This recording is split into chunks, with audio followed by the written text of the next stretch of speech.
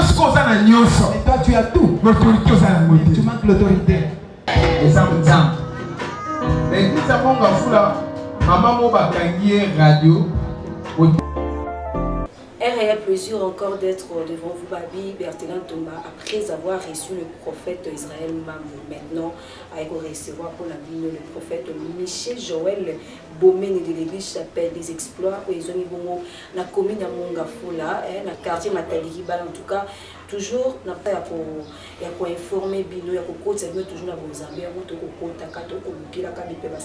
solo, pas le Koutate, il y a solo vraiment, en tout cas, sauf Bertha Biasso, il y a vraiment un solo. Beauté, papa. Beauté, ma soeur. Bonne santé. Dieu fait grâce, nous évoluons par la grâce de Dieu. Et bon, on va s'en église et en tout cas, ils ont Moussala Nzambé, Nzamba à charge à Moussala. Ce n'est pas question à force personnelle, c'est l'œuvre de Dieu et Dieu s'occupe de son œuvre dans la mesure du possible. En tout cas, toujours avancer. Ok. Oui, tout ça pour avancer avec l'œuvre de Dieu, papa. Le prophète Israël, Makambo Italie, pratique que ça la manière éclairée. Mais les lobbies sont au lobby, le légal innocent dans un cocotamoula. Pour expliquer nos balans, mais marche et un serviteur de Dieu Kokosa. Merci bien, ma soeur. Dans la PCBA, nous avons mis d'abord, au Bazola de partout dans le monde, et particulièrement dans le PCP Mbote, mon frère, le prophète Israël, qui a précédé, et nous avons Pamboulé Makassi pour l'émission on a fait Makambo Alobaki. Je crois que dans un premier temps, quelque chose est très pertinente. Moussal Nanzambe, il est avant tout représentant Nzambe. Cela veut dire, dans chaque domaine, ils ont une déontologie, ils ont une éthique du travail. Cela veut dire, ils ont ensemble, il y a des règles, il y a des lois, il y a des principes où ils ont régir Moussala, Montazosala. Un médecin a régir la déontologie à médecin. A gérer la déontologie à médecin. Un avocat a gérer la déontologie à l'avocat. C'est-à-dire, Anna et l'autre moko a cosa la tête et bima la déontologie à Moussala. Et Bishop et pasteur, nous accomplissons une tâche noble. Nous avons qui a jugé Bishop qu'on paie sa biso responsabilité oyo, c'est parce que j'ai biso digne. Donc ils attachent moko noble, et moi je dis souvent l'œuvre des pasteurs ils ont Moussala moko ils ont plus qu'un homme d'état. Donc c'est-à-dire Moussala Nanzambe et c'est qu'il aïba déontologie, aïba éthique. C'est-à-dire atezana biloko ils ont choqué, atezana biloko ils ont se félicité, mais faut azana manière en fait, yako loba manière yako salela, même manière yako habiller, yako s'habiller. Parce que on dit Moussala Nanzambe être né mobimba, faut ezala enseignement, faut ezala exemple na makambebele yangwana egosala d'abord batu ba croire na appel na ye et puis bandi mananzambe ou yazo présenter na batu. Ok papa, tu nous as parlé de déontologie, éthique. On veut d'abord savoir déontologie, il y a bien basé dans un bezarani. En fait, la déontologie c'est seulement l'ensemble de manières où il s'agit d'observer et tant que Moussala Nanzambe par rapport à te dire, par rapport il y a accoutrement, par rapport à ndengoko se tenir, liboso ya batu. Na ko pese exemple moko. Moussala Nanzambe à cause de la que par exemple la télévision pour nous babiloko ils ont édifié. C'est-à-dire principe il y a principe déontologique qui a makasi où ils ont géré un homme de Dieu. C'est-à-dire naba apparition à Moussala Nanzambe. Il faudra que selon la déontologie alobaka makambo ils ont édifié bato. Alobaka makambo où ils ont collé sa bato na foi. Alobaka makambo où ils ont maximiser vie spirituelle ya ba Nzambe. Et je suis désolé, il y a ce qui s'est fait aujourd'hui, ils ont internet, ils ont la télévision, c'est ce qui fait que diable on dirait à côté makambo na nasima. C'est-à-dire il y a même certains des hommes de Dieu ils ont brisé complètement critères ou soit ils ont brisé éthique, ils ont brisé principe déontologique comme ça autour ça. Papa, ok, ne peut moi mbango. Oui. Mais c'est comme si bino mon konde bassin dans les ambi bon ici moi déontologie en parce que comme comme on a ninga la bino na internet ko ça la baisse. Oko moi vous savez toujours des propos propos mikolo ya de les ndenge ko leka le mikolo internet to éviter car est-ce que à côté mon quand alignement et déontologie qui nous sert dans aussi déjà ça abîmé déjà. Bon, moni na rappela ko lobela ba komba ba tuté mais comme yo lobby ngala otanga na journaliste quoi motant wa bimisa ngwa za bomba kité. Bon, pour moi je veux conseiller aux gens ya Rolanda Denis Licité. OK. Je pèse bien mes mots parce que un homme de Dieu azar na pari na carré wana te. C'est-à-dire vous sentez qu'il y a des hommes de Dieu oyoyo baza ba instrument ya diable.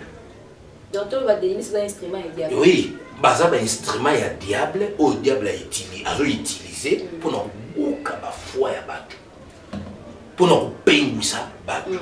Imagine-toi un homme de Dieu qui passe à la télé, abandi ko loboma kamba ba wera, abandi ko loboma kamba ba fali, abandi ko kumisa na ye ba fali et bien et moi je l'ai suivi azo kumisa na DGB et bien lui dans cinéma mikolo ya boye vraiment azo binisa na de loboko papa.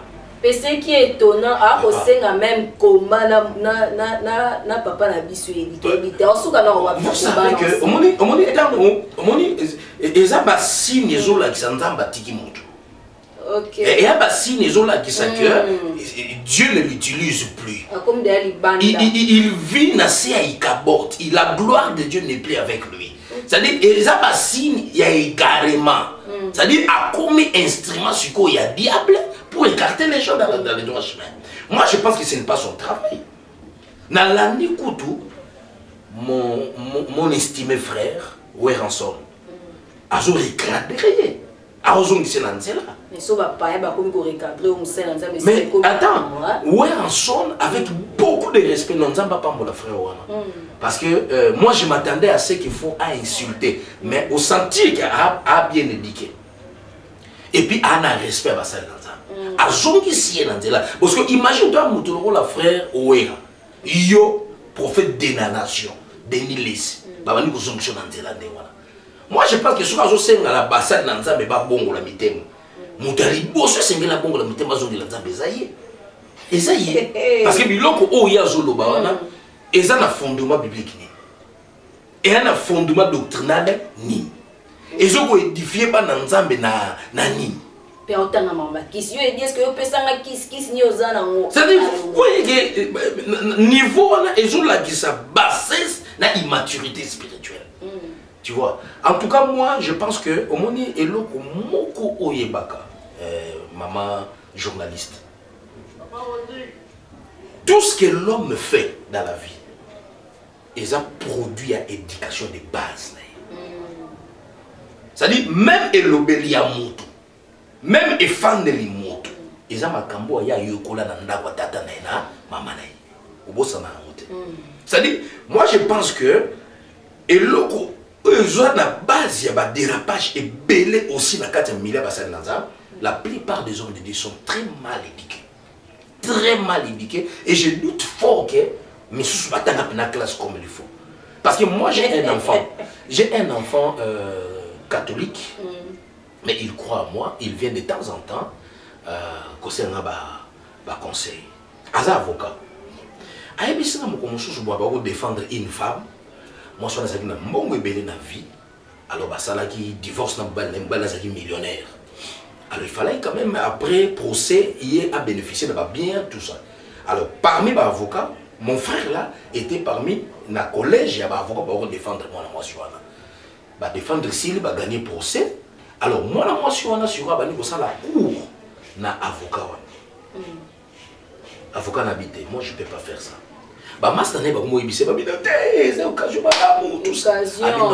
Moi, selon la déontologie de mon travail comme avocat, je ne peux pas faire ça.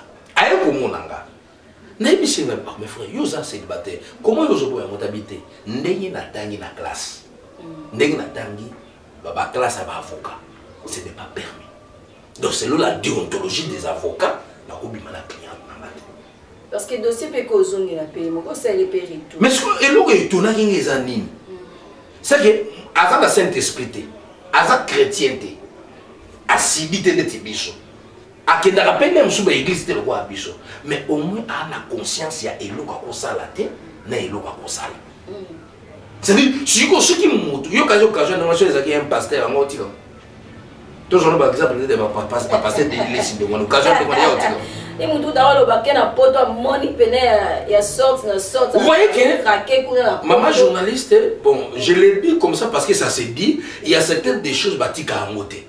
Et à l'homme, il faut qu'on réponde pour qu'on recadre et puis qu'on épargne des fois il y a battu mon sous. Parce que son bébé ça condimé battu. Parce que ça m'a païen ou à Colande na minute ou il ça à Colande. Est-ce qu'on va aussi répondre? Mais je vous dis na minute oh tout ça un problème sérieux.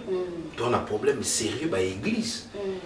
Et d'autre part, tant que la prophétie, c'est une part de la prophétie qui s'accomplit. Pour dire que vers les derniers temps, il s'élèvera des faux. Des faux, et un objectif, qu'on peine sa batou, qu'on même battu les bandes à Bonzambé, n'a pas propos, n'a pas discours, n'a pas édifié. Donc c'est ce que nous sommes en train de vivre aujourd'hui dans la Mboka. Il y a un partout aux alliés. Yebaka koyoka pe yebaka ko discerner des choses qui ne diffèrent pas wape na posa kolanda atata momona uzape na yo luka eloko eko édifier yo moni mutu muso azana ya komine azana ki nzambe satiki ya komine homme d'affaires azo luka na yeba makambo na yena ndenge il n'a rien à voir avec l'église. Donc moi je pense que sokazaki mosali na nzamba solo alingaki ko considérer œuvre ya croix la souffrance que Christ à mon avis, pour l'église. Et puis, attention à ce qu'il y a des preuves, soit disant, homme de Dieu, nous sommes dans dérapage, avec le cadre approprié, il y a des parce que même Bassango, Bassala va bêtise. Bassango, Bassala va errer. Mais il y a une église de réveil, mon n'a pas ça. C'est ça que j'ai dit. Papa, c'est un côté non moi qui. Oui, mais que une église de réveil ou même quand même belé, il y a ma bé, deux zones moi si ma. Bino mo ka, oui que poison ce qui régnait le makasa, une église de réveil.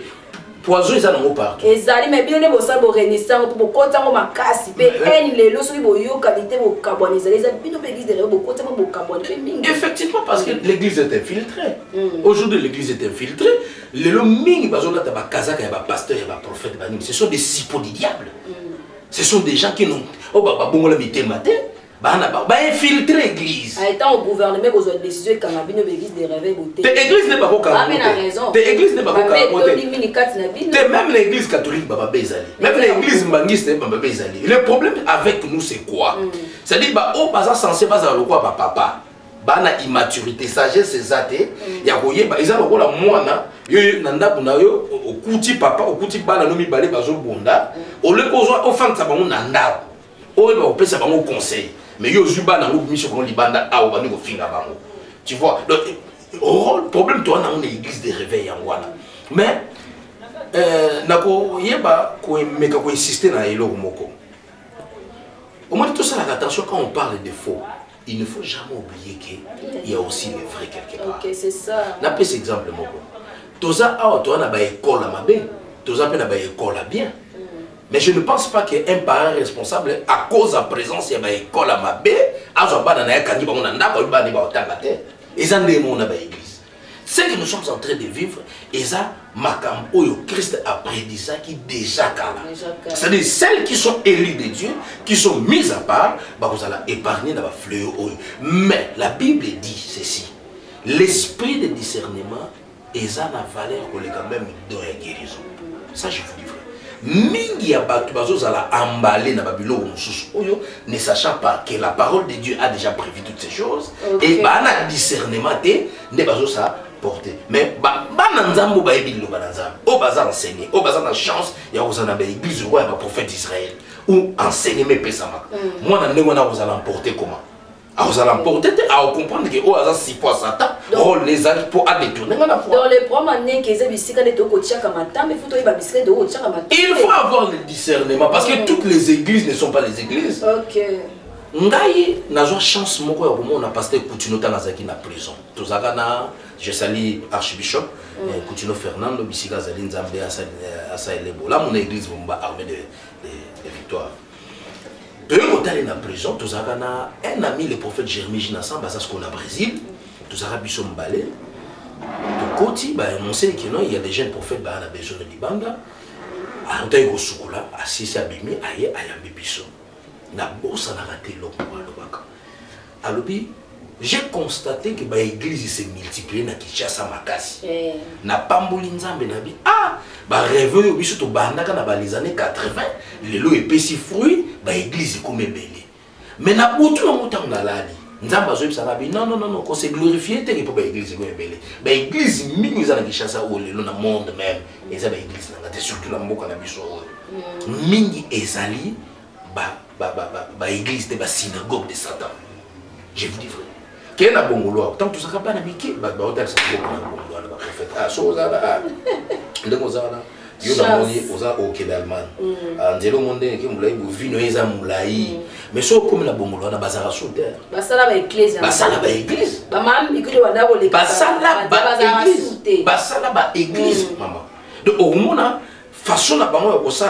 il ne lève pas le nom de Jésus-Christ.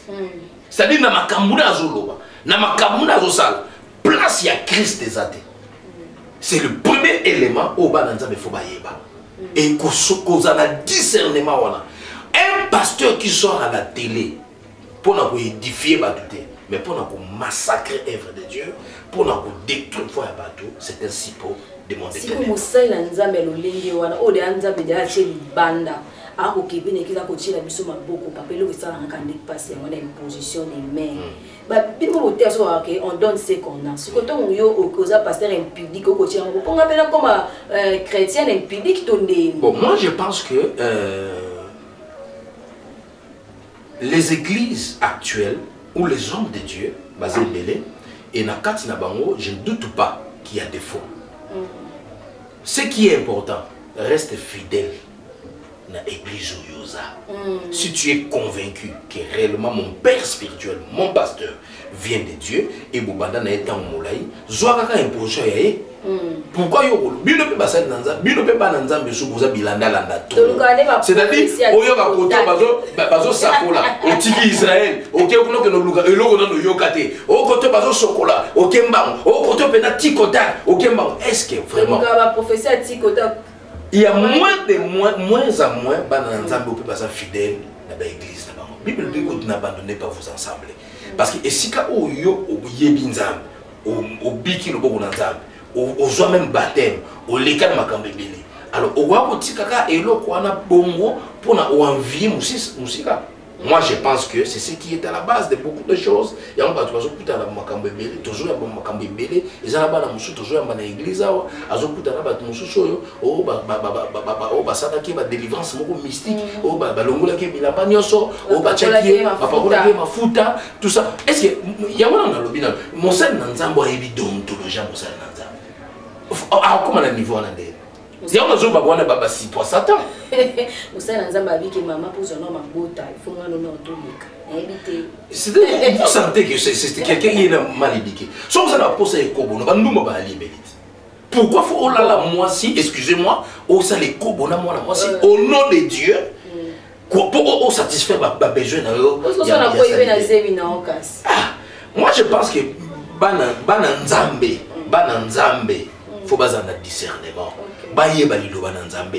Okute na pasteur, apôtre, docteur, prophète, pour au milimwe ilongwa, faut longola bilamba, na la yo. Gifle atambata parce qu'il le bananzambe comme un bon hôtel.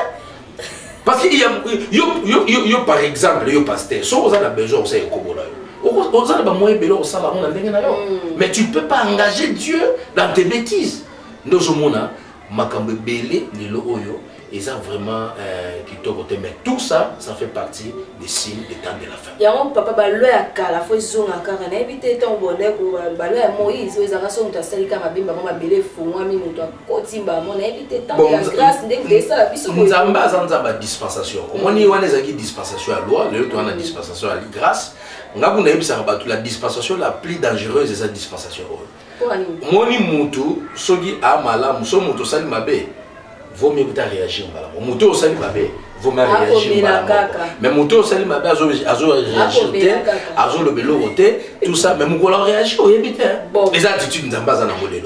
c'est-à-dire bah ça la mabe on connaît zo tala bango abi bon ça va ndenge zawana ba ça la kaka babi o azo ça la mabe a continuer la mabe o azo ça la malade a continuer la malade mais la fin viendra où toute chose sera mise à nu et Nzambe a coupé ça na moko selon misala na ye donc on a réagi un peu tout le monde peut la pandémie aussi la coronavirus. Ah, c'est prophétique, hein? C'est prophétique. Moi, je pense moi, le Seigneur m'a parlé de cette pandémie.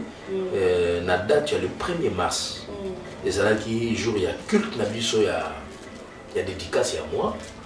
J'ai vu dans la vision pendant le culte, il y a une nappe, il y a forme, il y a bilamba mo batana na mesa na mona ngo ebeli zo kita ezo ta likolo ezo kita mais ezaki na biloko moko salité na kati ba biloko mo lokwa ba immondice ba ordure très sale mais ezo kita na ba famille ezo kita na ba parcelle ezo kita ndeni ko la ba ndako ba tout.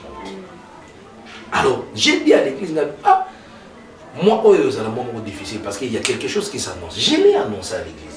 Mais Nzamba lobela ki nga penza te geza corona. J'ai compris après que vision à monaka donc ezala kande parce que ba ordi wana ba ezala microbe. Ezaki des maladies.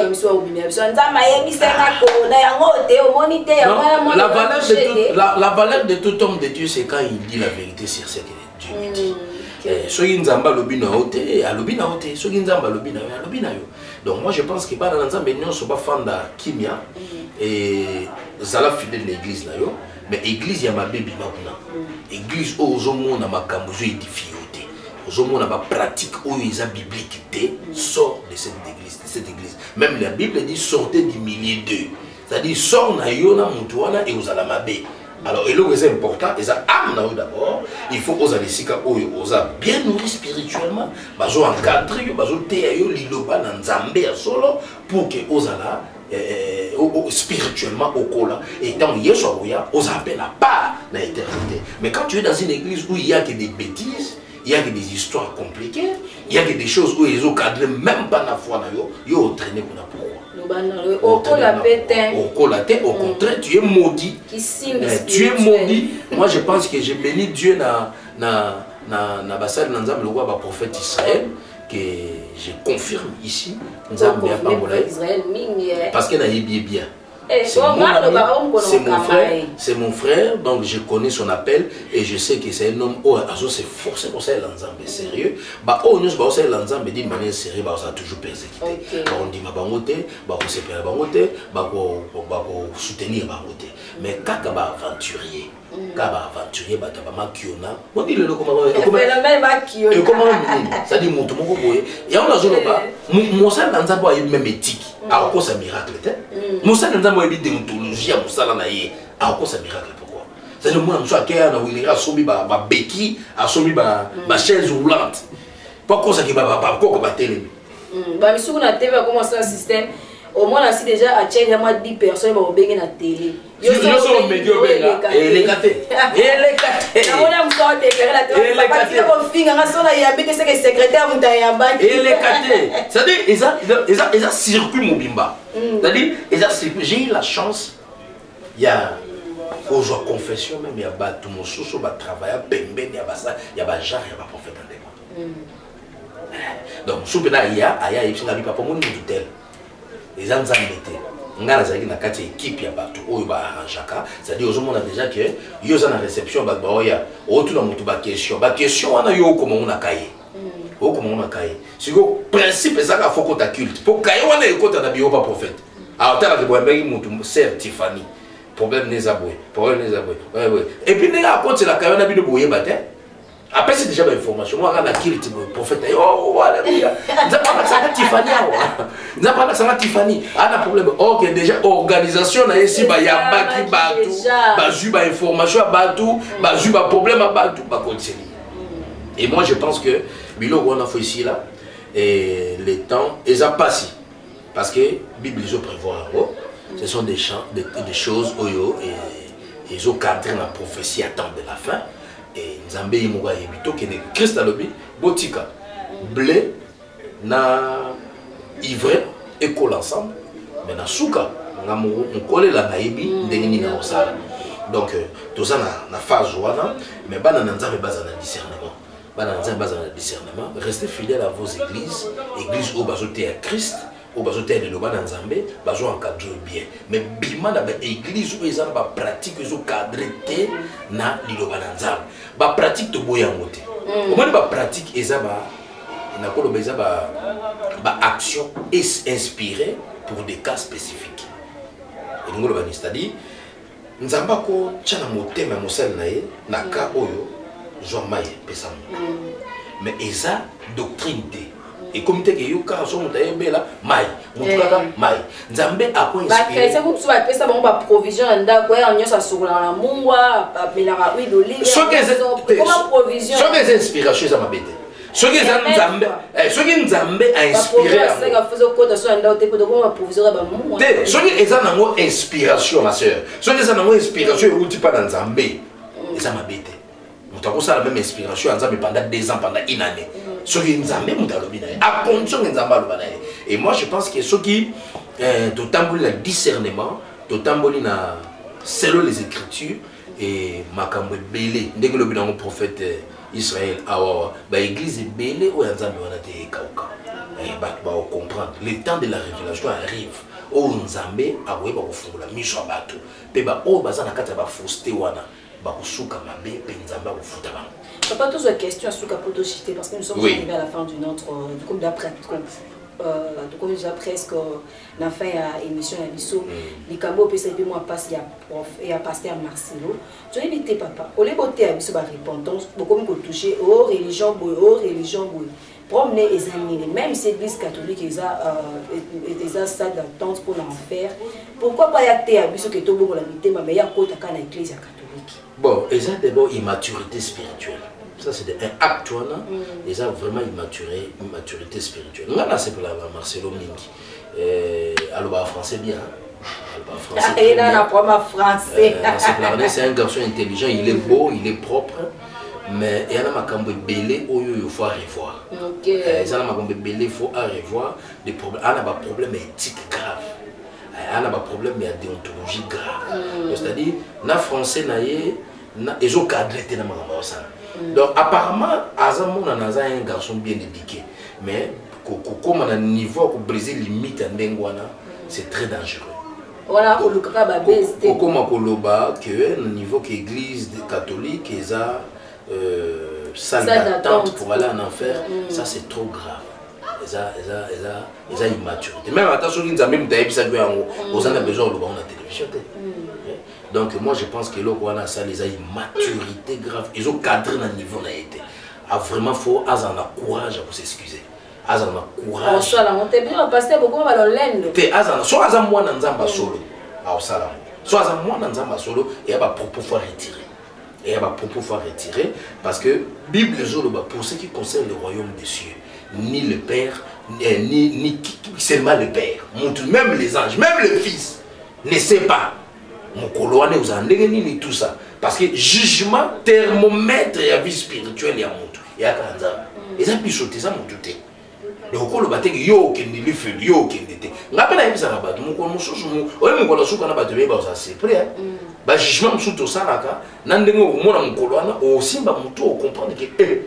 C'est-à-dire pour ne pas tomber dans le piège moko ya bien té, il faut des fois se réserver à dire, à faire certaines déclarations. Quand on est intelligent, un homme intelligent, il faut aller banina en